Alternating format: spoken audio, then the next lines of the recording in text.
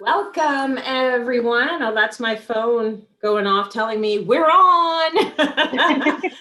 Welcome to Cityline's Book Club. I'm Tracy Moore, host of Cityline. I'm with the one and only Jael Richardson, so author of Gutter Child, a book I've been raving about. Hopefully you can see it there with the glare of my light.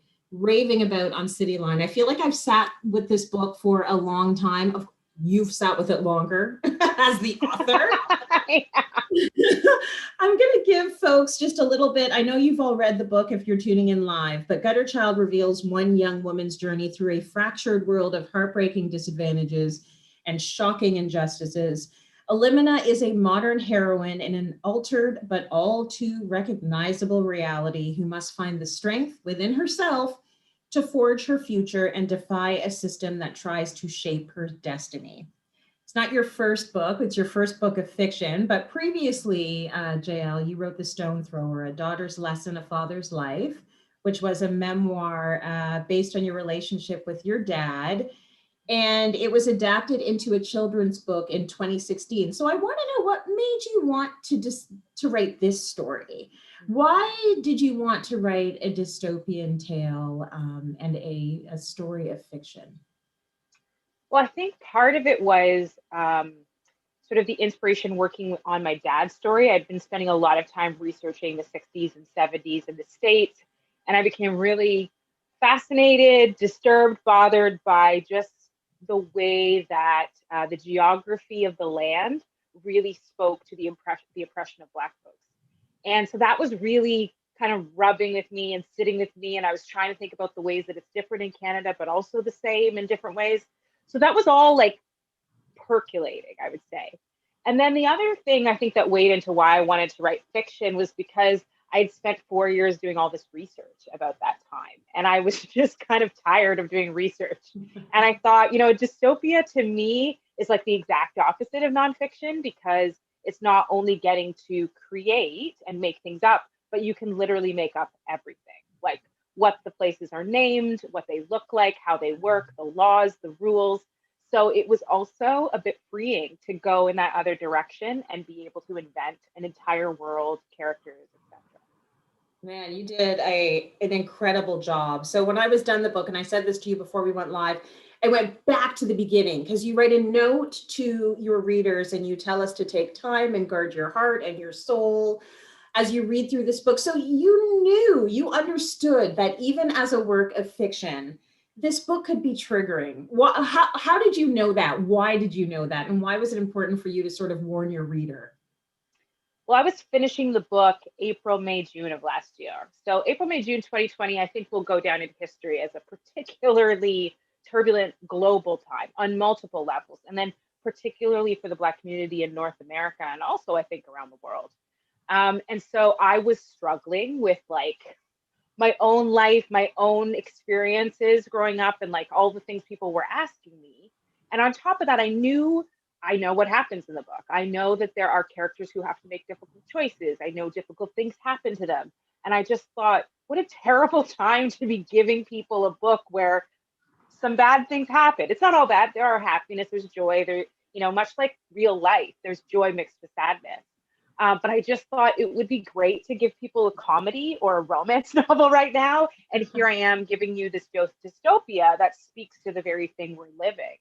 And so I wanted to put that note at the beginning because I also believe that a book finds you when you need it to. So sometimes we feel pressure to read a book because it's popular or won an award or because a friend gave it to us.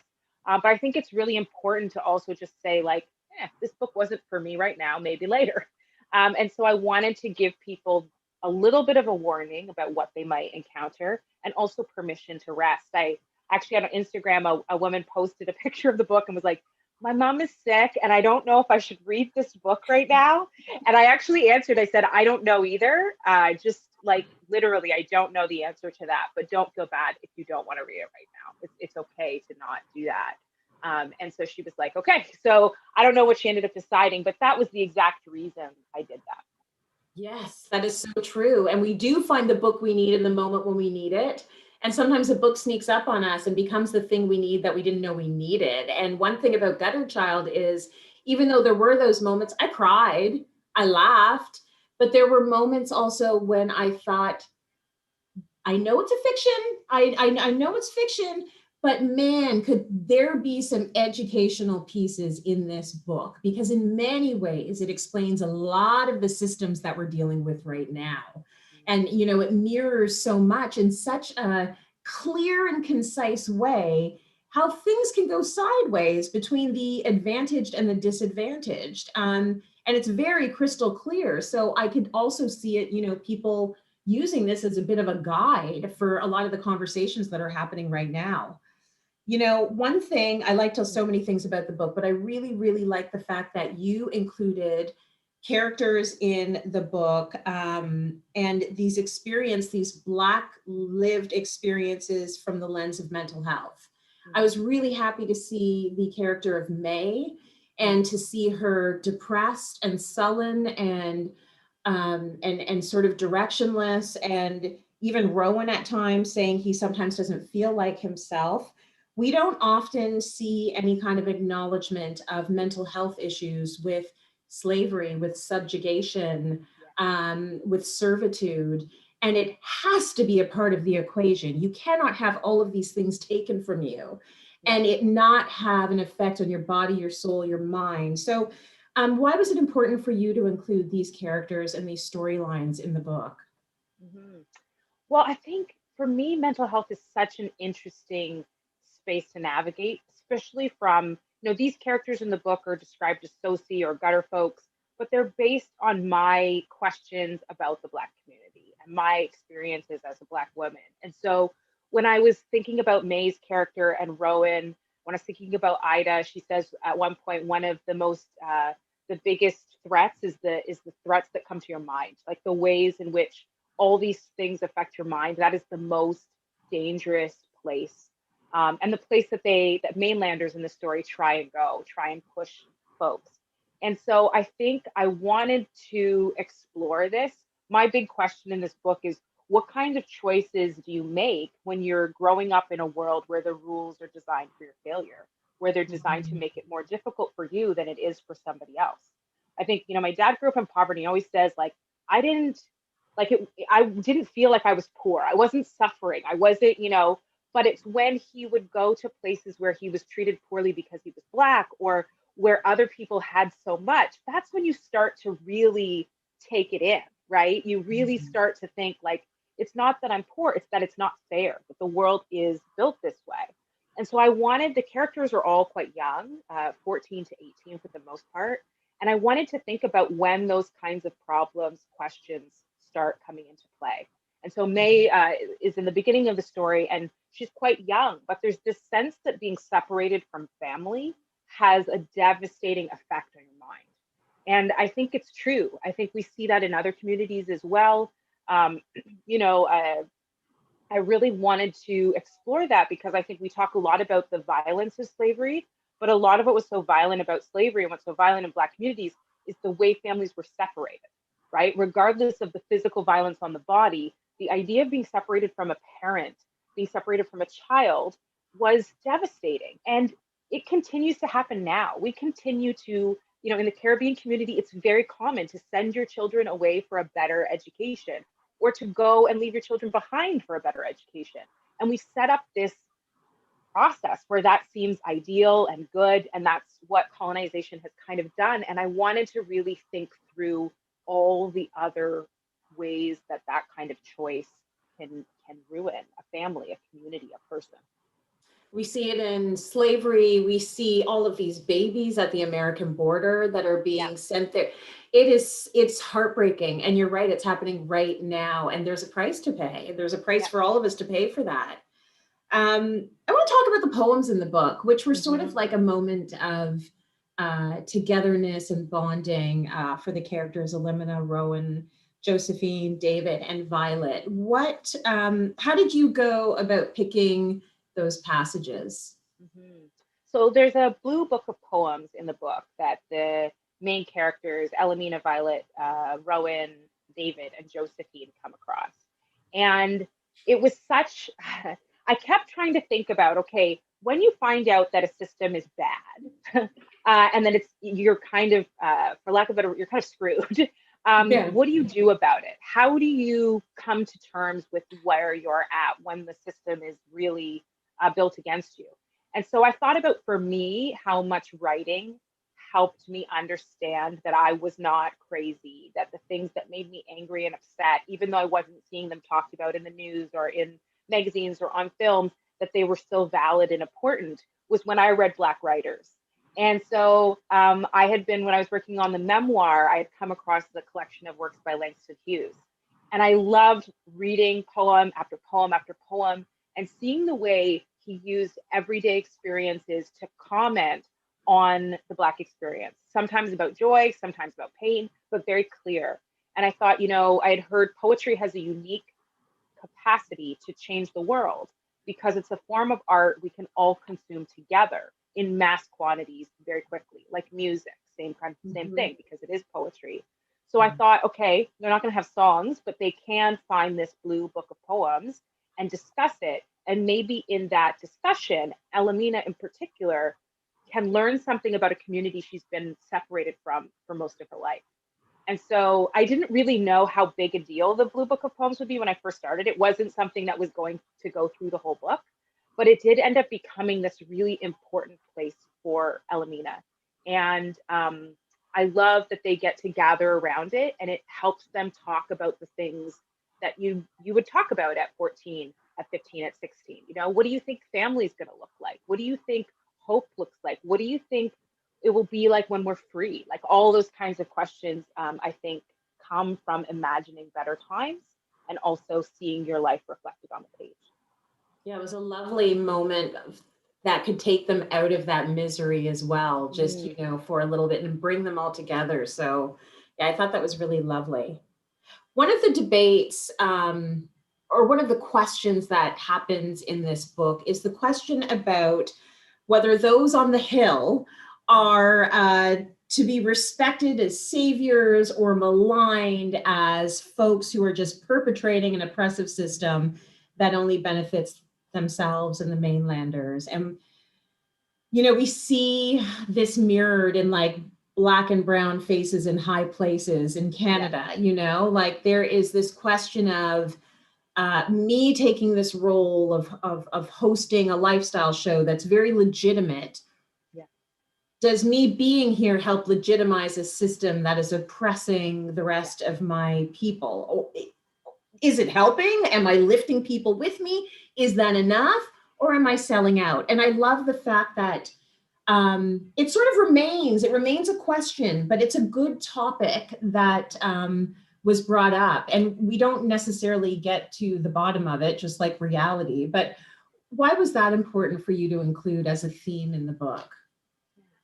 So the Hill in the book is a place that people can go. They can go to work, like they can go many places in the mainland, but it's also the place that some people talk about going when they're free. So it has this sort of promised land idealism about it. And I wanted to, with all of the characters and all of the places in the book, to show that they are complicated. It's never, this is a bad place and this is a good place. It's, this is one place and this is another place. I think the same thing about the gutter, right? I think a lot of people might look at that as like a negative place, but one of my favorite comments with my sister-in-law read it, and she's like, I was expecting this like dark, dismal place, and she was like, oh, I know this place. This is not so bad, right? And so it's the idea that like a lot of what we believe about spaces are about what we've been told and what's been told to us and what's been shaped by other people. And so we often look at our own homelands as places that are not as good or not as developed or not as much. And I think for me, I really wanted the gutter to be a place, a home, a community that was equally valid in what it offered. And I wanted the Hill to be the same, not this idealized, perfect place, but this complicated place that would have to ask the question, how do you economically survive in the world, period? How do you make this work, and what kinds of choices and compromises do you make? I always say, I think in every character, at one moment you're cheering for them, and at another moment you're just like, why are you doing that? And that was really important because I think it makes people think beyond the normal, like, yes, go to the hill, or yes, get out of the gutter, or, you're sort of left thinking like, I don't know what the answer is overall. And I think that's a good place to be because there's not really an easy answer. Yeah, and that you hit the nail on the head with the complexity, because I loved the idea of hearing, and the language you used, legacy gutter families, legacy gutter families. So not subs that are like on social assistance, they're legacy gutter families, and they've understood that what they're up against is insurmountable. So let's get rid of that narrative that we're in the gutter, and let's enjoy this life, and let's take, what we can take in terms of our subsidy, and let's pass down the property that we have from generation to generation. It was such a great way to flip, I think, a lot of the traditional ways of thinking about the haves and the have-nots on its head. And also to sort of question this idea of everyone trying to get out of their homeland to something better, because what is the better?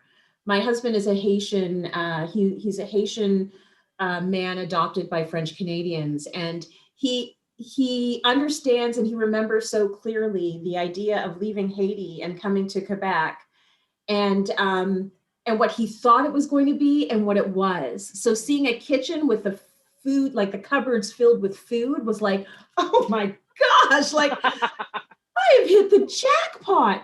And then getting old enough to do job interviews and showing up for job interviews and having people say, oh my gosh, like, in their mind, they're like, we didn't know you were Black. Like, there's no job. It's like, so how do we measure that pain? Like, is it okay because you're fed, but now you're discriminated against? Like, how do we measure all of that? Well, I mean, I think that's it's one of the reasons I really encourage people to think about Gutter Child almost exclusively in relation to the Black community. Not because I think it's about colonization, which applies to many other communities, but the Black community is so complex in how it works. And it's why a dystopia is perfect for me in addressing it, because I don't have to say Black Canadians versus Black South Africans versus Black Nigerians versus Black, it's about the things that we have in common that are also different, without having to deal with all the geography that separates us. Because for the Black community, borders are really invented spaces. They're spaces that were laid out oftentimes by colonizers that we were then forced to navigate or stripped from or moved around.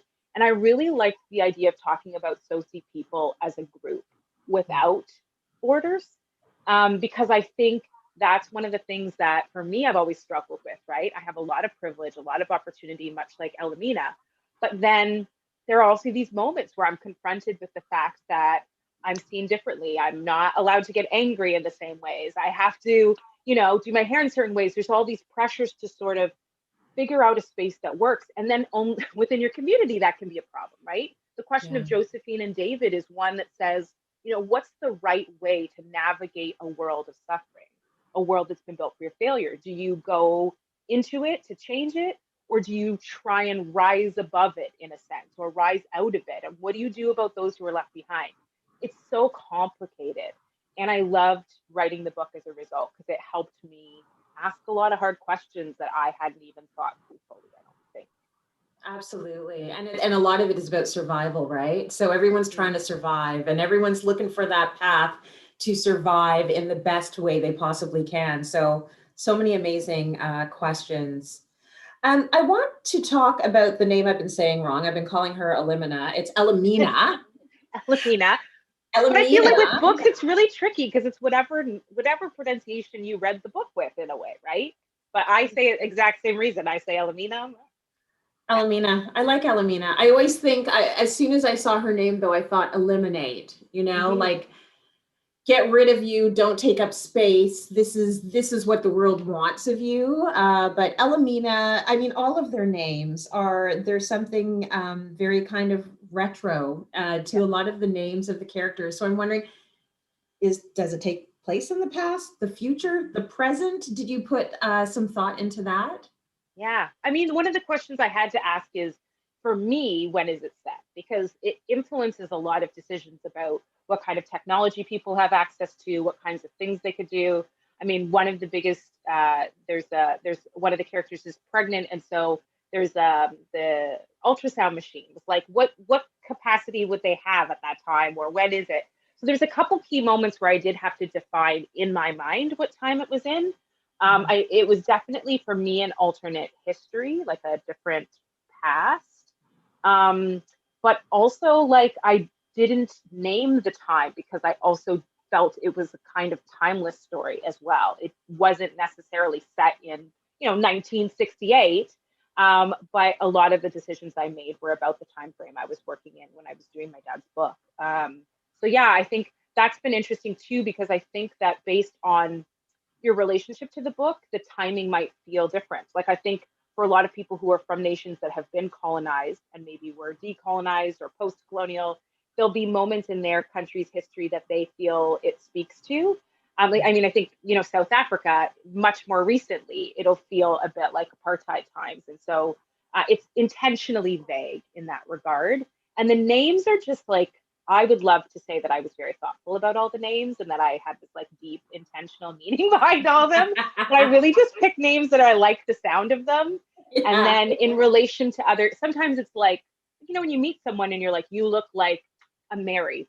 Yeah. For me, that's how I often pick names. I pick a character, what they're like, what they look like, and then like they look like a Lulabelle. Like that's obviously her name. I don't know, so that's sort of how it's very scientific. Yes, very highly scientific. I like that because we look like our names, right? We start to look like our names. Did you have a favorite character to write, and did you identify with maybe one character over another? I think for me, Elamina had some elements that were really critical because it's told first person present. There's a sense that Elamina is with the reader, figuring out her world. Mm-hmm. And so a lot of the key decisions, Elamina growing up on the mainland as opposed to being from the gutter, were because I felt like Elamina when I was younger. I felt like I didn't have a lot of Black family members. My parents were both only children. They both moved here from the States. So any relatives we did have, which was like 3, were back in the States. And we didn't have a lot of Black families around us. So I felt very much going through high school, like I didn't really know what it meant to be Black or what it meant to be a part of the Black community. And I wasn't quite sure how to navigate that. And so a lot of that kind of piece of Elamina's journey was me trying to like figure it out through the book. How does this work? How does community, family, books help a character, a person, me, through the world? But I also feel like each of the characters pulls a little bit of myself as well. And I don't want to say myself, it's not like I'm all over the book, but I think you wonder what it would be like if you were more brave or if you were more focused, like David. You sort of take things you wonder about yourself and play them out in the different characters as well. I don't think I have a favorite. Yeah, go ahead. Was there a favorite? Is that what you're about I don't think I had different favorites at different moments in the story. Like I love the riverside scenes. That's probably like just the most interesting section for me to write in some ways. But I love different characters at different moments. Like Ida for me is really special, but also, I don't know, many of them. Violet, I love Violet. Ida is like all-knowing, all-seeing Ida. Like Ida really, she's such a comfort, and you're so happy when Elamina meets her because you feel like there's a steadiness there and a comfort there. So I'm happy she was a part of the book. She gave me an opportunity to rest. Because if I, as I'm going through the book and I'm Elamina and I'm on this adventure with her, like I'm terrified. Because I'm just like, I don't know what I have no agency. Like, I don't know what's coming up around the corner. So Ida was like a great comfort. As you can see, when I get into books, I get deep into the book. So I go deep. I take it with me to sleep. I wake up with it. Would you write a sequel to Gutter Child? Would that ever be something in the cards? Would you think about that? Or is that like a no, it's done, it's over, on to something new? Well, Tracy, I mean, I should say, well, I will say the book used to have an epilogue. It had an additional ending. And in the April, May, June of life, the 2020, I sort of felt like the epilogue was not right. It wasn't sitting well with me. When I was reading it, I would get to the very end and I would feel very much like something happened, like good in the reading process. And I would turn the page to the epilogue and I was like, feels Mm. like a different book. I felt like I Mhm. was trying to like pack a lot into that epilogue. And so I ended up at the very last minute taking the epilogue out. And to be honest, while my editor might not know this or agree with it yet, as soon as I took the epilogue out, I knew I was going to write a sequel. Like I knew I wasn't quite done with what I was questioning. I always start a book with a question. And this Yeah. one was, it started with the question of what happens when you grow up in a world designed for your failure. But the real question at the end was, can you fix it? Can you Yeah. tear the system down? What would happen? And so when I got to the end, I realized that there was more that needed to be done, more I needed to think through about what it might Mhm. look like. And so since I submitted my manuscript, I have been working on a sequel. And so that is actually hopefully my next book. I'm so excited because I'm not done with it either. Like I will take more. Thank you very much. Yeah. And now just completely aside from, well, it's never completely aside, but this is a question I've been asking everyone during the pandemic, and we used to say it all the time, but now I think it's taken on a different meaning, and it's how are you?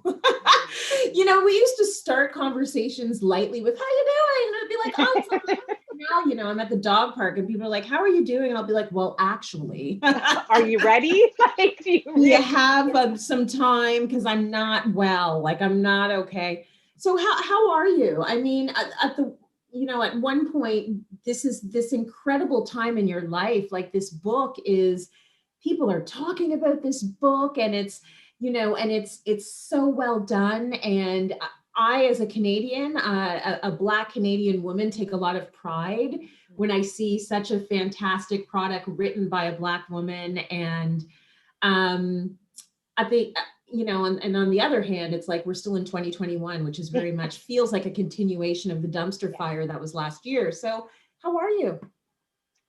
I have two ways I think I would answer that question. There was a time in January before the book came out where it's like, I literally do not know the answer to that question. I'm an author, I have access to many words, and I have no words to answer that question. The success of the book for me has been such a surprising and precious gift. Like I cannot, it went into a third print within like 3 weeks of coming out. And I just thought that is bizarre. So on a book front, I honestly could not be happier. I'm 100% full. On the other side of that, how are you question, you know, as a mom, as a festival director, as a wife, I'm having a rough go, to be honest. Mhm. I'm finding this year anniversary of the pandemic to be rough and unpredictable in ways I just like. Skip the dishes is my best friend right now. It's like how I get through things is Yeah. I'm just like I don't want to cook, but I regularly want to bake muffins. I don't know the answer to that. It doesn't make sense. These are Yeah. the kinds of things, and I've removed the desire to understand, and I just am trying to just get through and just be okay day to day. And so that's kind of the the balance I'm living in, which I mean, I think you'll realize I'm here. You know, I'm here and Yes. grateful and happy and tired and all those things that so many of us are. And I say that as a person with privilege. So oftentimes I think the thing that makes it most difficult is realizing like it's hard. It's like it's really hard for everybody in different ways. And yeah, read a book. That's the way out of it. That's my solution for all problems. Find a book, a Yes. funny book, a happy book, a sad book, whatever you need. Yeah. Listen to poetry. That's been a big thing. Yeah, those are the things that keep me up. I hear you 1,000%. And I think that there are so many people that will be listening and say, yes, Mm. yes, yes, I'm all with you. You're very smart to give up on trying to understand and analyze. Just flow through the motions of life because that's the best we can hang on to right Yeah. now. because things are weird. And I, also coming from a place of privilege, I don't want to complain, but it's like, I have to, because things don't feel right. They don't feel It does okay. not feel good. It does They not don't feel feel good. good. Yeah. So I'm so happy for you. I know we didn't talk about the festival. Do you want to? I mean, Why for not? me, Give I it a will just, shout out. well, I'll just say for me, reading books and then talking about them is one of the best ways to move through this time. I loved it before, but now it's like even better. And it's a way I gather with people I haven't seen. It's a way I connect across the country, to be honest. So the Fold is virtual again this year, May 1st to the 15th. We have 40 events that I think are just great conversations. And when you register, you can access them whenever you want through the month of May, which I also think is lovely, because who can predict when we'll be able to sit down to do something? But when we do, we want it to be good and meaningful and enriching. And so that's what I love what I do. And I'm really glad with what we've been able to put out. And I hope other people get to enjoy it too. I love it. Okay, so the Festival of Literary Diversity, and I love the fact that you are really championing underrepresented authors. I think that that's something that needs to be done, and I hope folks will join the festival this year. May 1st to May 1st to the 15th, thefoldcanada.org is where you can get more information. Fantastic. Jael, thank you so much. I can't tell you enough how much I love this book, how much I'm looking forward to whatever you come up with next, and be well and take care of yourself. Can I say one more thing? You mentioned Yeah. at the beginning a guide, and within the next 24 hours, I promise, of this recording being out, there is an educator's guide that's going to go with the book. So for teachers, even parents who are reading it with their kids, it's a beautiful guide developed by some teachers that walks through questions and some anti-Black racism materials and resources that you can use alongside it. So there is a guide to sort of help teach and work through the material. So is there a way that we can like put a link to that guide on our website? Yes, we will be able to do that. I'd hoped we'd be able to do it before we went, but certainly in the next 24 hours, and I'll have it on my website, jaelrichardson.com. I'll make sure you guys have it for your website, and then it'll be at HarperCollins Canada as well. Oh my gosh, that's incredible. Because honestly, there's an educational piece happening with this book. So I love to know that educators are recognizing that. And we get asked all the time for resources to help people in their education about anti-Black racism. This is a good way to do it. So thank you so much to our viewers. We will, as soon as I get that guide from Jael, we will put it up on our website, cityline.tv, or we'll link you to her website through our website. But blessings, and take care of yourselves. Take care of yourself, Jael. Take care of yourself, all of the folks that are watching right now. And read. It really is the only answer right now. It really is. It really is. Take care.